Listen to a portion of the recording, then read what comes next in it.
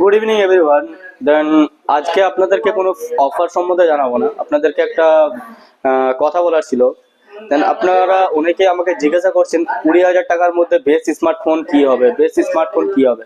দেন আপনি যদি ইউটিউবে যান, দেন বেস্ট স্মার্টফোন সার্চ করেন আন্ডার 20K, দেন আপনাকে কেউ বলবে পোকো ভালো, কেউ বলবে রিয়েলমি ভালো, কেউ বলবে ওপো ভালো, কেউ বলবে ভিভো ভালো।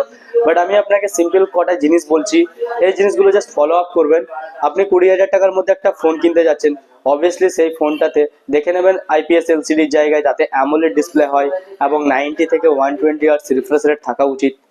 সিঙ্গেল স্পিকারের জায়গায় ডুয়েল স্পিকার হলে বেটার হয়। দেন যে ক্যামেরাওয়ালা আপনি যে ফোনটা নেবেন, সেই ফোনে যে ক্যামেরাটা আছে সেটাতে অবভিয়াসলি ওআইএস থাকা উচিত। ওআইএস যদি না থাকে তাহলে সেই ফোনটা আপনি বাই করবেন না। প্লাস আপনি যে ফোনটা পারচেস করবেন 20,000 টাকার মধ্যে, অবভিয়াসলি দেখে নেবেন ফোনটাতে কি চিপসেট লাগানো আছে, মানে প্রসেসর। দেন প্রসেসর যদি ভালো কোয়ালিটি না হয় তাহলে